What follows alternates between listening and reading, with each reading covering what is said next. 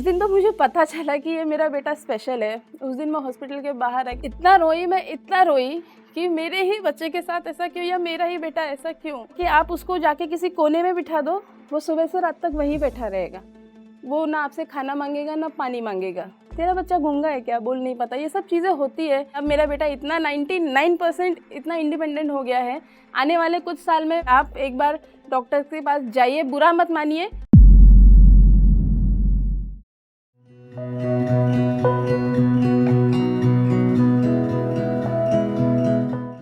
आज जो भी मुझे इस वीडियो के माध्यम से देख और सुन रहे हैं, उन सभी को मेरा नमस्कार। मेरा नाम है रेखा भोसले और मेरी जर्नी आज मैं यहाँ शेयर करने जा रही हूँ एज ए स्पेशल मॉम। अभी आप सब सोचोगे कि मॉम्स तो सभी होती है, अब स्पेशल क्या है? तो मुझे ये डिक्लेयर्ड हुआ है बाय डॉक्टर्स। तो बाय डॉक्टर्स कैसे मैं स्पेशल मॉम, खुद को ही मैं स्पेशल मॉम बताती हूँ, इसलिए कि मेरा जो बेटा है भाग्यराज उसका नाम है, हम उसको घर में निकनेम बाबू बुलाते हैं। तो सेकंड मेरा बेटा है, पहले मेरी एक बेटी है उससे बड़ी, और दूसरा मेरा बेटा है। तो जब बेटा हुआ तो एक ऐसा था कि चलो फैमिली कंप्लीट हो गई, हम दो, हमारे दो हस्बैंड, सब खुश, सब बढ़िया था।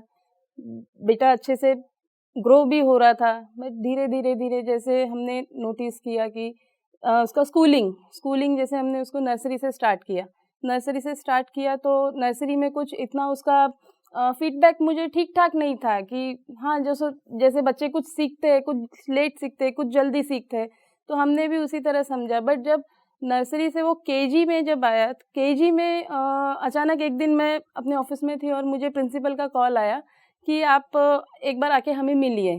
तो मैंने सोचा ठीक है, मुझे लगा इसने कुछ, मेरे बच्चे ने बदमाशी कर दी हो या कुछ। तो मैंने ऑफिस से हाफ डे लिया और मैं गई स्कूल में प्रिंसिपल को मिलने के लिए। एंड प्रिंसिपल ने मुझे बिठा के बड़े ही प्यार से पूछा कि आपने अपने बच्चे के अंदर कुछ नोटिस किया है क्या? तो कुछ उसके डायरेक्शंस, उसके मूवमेंट्स। तो मैंने कहा मैडम नोटिस मतलब क्या, मेरा बच्चा तो ठीक ठाक ही है, खा रहा है, पी रहा है, सब उसका रेगुलर ही है। तो 5 साल का बच्चा है, अभी इतने जल्दी तो सब कुछ सीखेगा नहीं। तो उन्होंने बोले नहीं, उसका अलग आपने कुछ बिहेवियर्स आपने कभी नोटिस किया है क्या? तो मैंने कहा मैडम नहीं, अभी मैं कैसे एज एक, मैं मेरे बच्चे को मैं गलत कैसे देख सकती हूँ, क्योंकि हर माँ सोचती है कि बच्चा हमारा सही है। और चलो ठीक है। फिर उसके बाद मैंने जब प्रिंसिपल्स ने मुझे एक लेटर लिख के दिया कि आप सायन हॉस्पिटल में जाइए, वहाँ पे LD OPD है और वहाँ पे आप उसको एक बार उसका IQ टेस्ट कराइए। मैंने कहा ठीक है। और मैं अच्छा खासा, मेरा जॉब करियर सब चल रहा था, बहुत अच्छी पोजीशन मिल गई थी। 6 महीने बस होके मुझे कंफर्मेशन, मेरे लेटर हाथ में आने ही वाला था। एंड उसी पीरियड में मंथ ऑफ 2016 अप्रैल की बात है ये, मैंने लेटर लिया एंड मैंने ऑफिस से छुट्टी मांगी कि मेरे बेटे का मुझे चेकअप कराना है, सो मुझे एक 15 दिन की लीव चाहिए। और उन्होंने जो सायन हॉस्पिटल गवर्नमेंट हॉस्पिटल है तो हमने वहाँ पे 1-2 दिन मैंने जाके पहले स्टडी किया कि OPD कहाँ है, मुझे कहाँ से क्या दिखाना है। तो मैंने छुट्टी लिया एंड देन मैंने स्टार्ट किया एज अ, मेरे बच्चे का बर्थ सर्टिफिकेट लिया, उसके जो स्कूल्स के रिपोर्ट कार्ड्स थे वो सब मैंने कलेक्ट किए, अब तक के जो भी थे, और वो लेटर लेके मैं गई। और मेरी जर्नी मेन स्टार्ट होती है वहीं से, सायन हॉस्पिटल के LD OPD से। LD OPD में जब मैं गई तो कई तरह के बच्चे वहाँ पे बैठे हुए थे, अलग अलग तरह के। तो मैं कुछ समझ ही नहीं पा रही थी कि ये सब चीज़ें हो क्या रही है।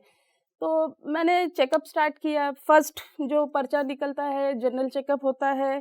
फिर ऐसे करते करते करते सब आँख चेक, नाक चेक, कान चेक, गला चेक, सब हर तरह से हमने चेकअप्स किए।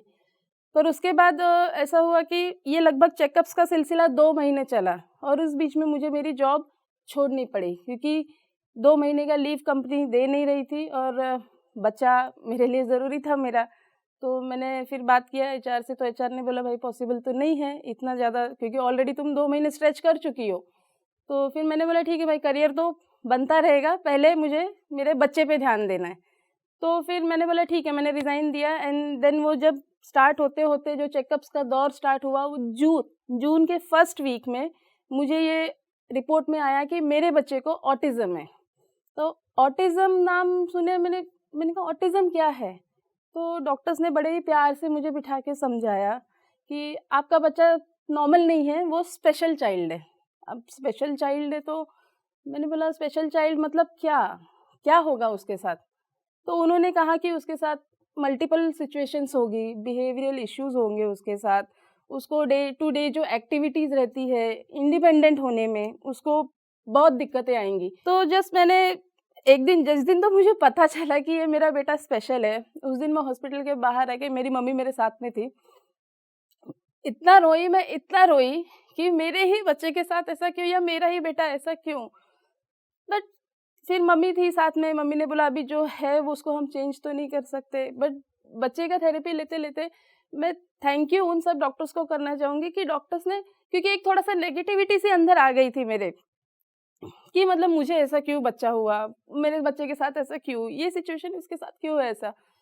पर जैसे डॉक्टर्स का कंसल्टेशन, उनका समझाना सब मैं सुनती गई, तो डॉक्टर्स ने मुझे एक बात बहुत अच्छी बताई एक दिन कि तू क्यों टेंशन लेती है और किस चीज़ की टेंशन लेती है, तू इतना सोच, नॉर्मल तो सबके ही पास है ना, नॉर्मल बच्चे, नॉर्मल माँ बाप सबके ही पास है, भगवान स्पेशल उसी को देता है जो वो स्पेशल चीज़ हैंडल कर सके। तो मैंने एकदम से मतलब मेरा पूरी मतलब मैं सोच मेरा एकदम पलट गई। मैंने बोला हाँ ये बात तो सही है बिल्कुल, कि मैं स्पेशल बच्चा अगर मेरे पास है, नॉर्मल बच्चे सबके पास है, सबका बच्चा टाइम से उठ रहा है, खा रहा है, पढ़ रहा है, स्कूल जा रहा है, शरारतें कर रहा है, सब कर रहा है, बट मेरा बच्चा स्पेशल है। तो मैंने बोला हाँ, और उस डॉक्टर्स ने मुझे ये भी बात बताई कि सिर्फ तेरा बच्चा स्पेशल नहीं है, तू भी स्पेशल मॉम है क्योंकि तेरा बच्चा स्पेशल है। तो मैंने कहा हाँ ये तो मतलब मेरे लिए तो और अच्छी बात है कि मेरा बच्चा स्पेशल है, नॉर्मल बच्चे जैसा नहीं है।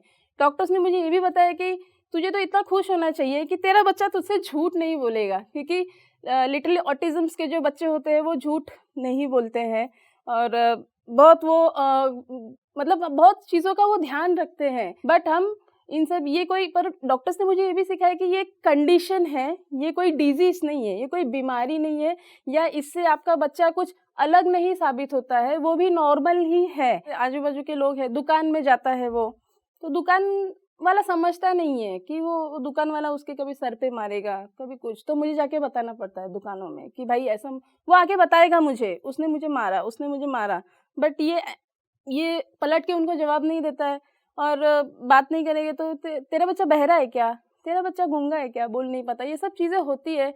और मेरे खुद के रिश्तेदार में भी ऐसे बहुत लोग हैं कि अरे इसका बच्चा थोड़ा, तो मैं ये चाहती हूँ कि आप ऑटिज़म्स के जो भी बच्चे हैं उनको अलग कैटेगराइज मत कीजिए, वो भी नॉर्मल है, बस उनको सीखने की देर होती है। जैसे नॉर्मल बच्चा अपने एज वाइज सब सीखता है, ये बच्चे थोड़ा लेट सीखते हैं, बट ऐसा नहीं है कि सीखते नहीं है, क्योंकि चलिए अभी मेरे घर का केस है, मैंने उसके बारे में स्टडीज़ की, मैंने पढ़ा, मैंने जॉब तो छोड़ ही चुकी थी, और उसके बाद जब उसकी थेरेपी स्टार्ट हुई, थेरेपीज़ के लिए रोज़ आना जाना, हफ्ते में 3 बार, और फाइनेंशियली भी इतना हम लोग स्ट्रॉन्ग नहीं है कि प्राइवेट डॉक्टर्स के पास जाके हम थेरेपीज़ अटेंड कर सके, या क्योंकि अगर आप एक थेरेपी का अगर आप बाहर जाओगे तो 1200 से 1500 का चार्ज है। तो अभी महीने में 4 या 5 सेशंस ऐसे होते हैं उनके अटेंड करने होते हैं। तो हमने फिर गवर्नमेंट के ही थ्रू थेरेपी स्टार्ट कराई, 2 साल 2.5 साल लगभग मैंने कंटिन्यू उसका थेरेपी मेरे बेटे का चलते रहा। एंड देन उसके अंदर जो इम्प्रूवमेंट आई देन अचानक से फिर हो गया लॉकडाउन। तो लॉकडाउन में तो सभी चीज़ें रुक गई थी, थेरेपीज रुक गई, सब डॉक्टर्स ये हो गया था, मिल नहीं रहे थे, पॉसिबिलिटीज़ बहुत कम थी।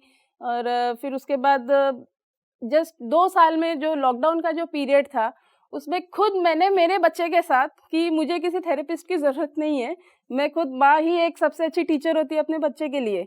तो हमने घर पे ही, मैंने यूट्यूब से ही देख के हम कैसे एक्टिविटीज़ करा सकते, हम उसको कैसे इम्प्रूव कर सकते। तो धीरे धीरे करते करते ये चीज़ें आज, जैसे आज मेरा बेटा 13 साल का है, फुल्ली इंडिपेंडेंट है अपने हाथ से। जो बच्चा मेरा ऐसा था कि आप उसको जाके किसी कोने में बिठा दो, वो सुबह से रात तक वहीं बैठा रहेगा, वो ना आपसे खाना मांगेगा ना पानी मांगेगा, वो सिर्फ बैठा रहेगा। और मुझे ऐसा इंडिकेट करके रखना पड़ता था उसके सामने चीज़ों को, कि उसको बॉटल सामने जानबूझ के उसके रखना पड़ता था कि उसको प्यास लगे तो वो बॉटल देख के वो समझ जाए बॉटल का पानी मुझे पीना है। तो इस लेवल तक जो था कि उसको खाना सामने रख दो तो उसको खुद फीडिंग करानी पड़ती थी, स्पून से कैसे खाते हैं, वो सेंसरी इश्यूज बहुत होते हैं उन बच्चों के, वो बिना चप्पल के घर पे नहीं चलता, एंड बहुत, और फ्रूट्स नहीं खाता, मतलब बहुत मल्टीपल इश्यूज होते हैं इन बच्चों के साथ। अब मेरा बेटा जैसे जैसे बड़ा हो रहा है, मेरा उसने नाम रखा हुआ है लाडो माँ, उसके मोबाइल में मेरा नाम है लाडो माँ, मतलब इतना मम्मी मम्मी मम्मी। उसने वो मेरा स्ट्रगल देखा है कि मैं कैसे उसके साथ भागती थी, उसको लेके भागती थी, ट्रेन से फिर रिक्शा टैक्सी सब करते थे हम। तो उस ज़रिए मेरा बेटा मुझसे इतना अटैच्ड हो गया है, इस चीज़ की जलन मेरे बेटी को होती है और मेरे हस्बैंड को होती है। क्यों?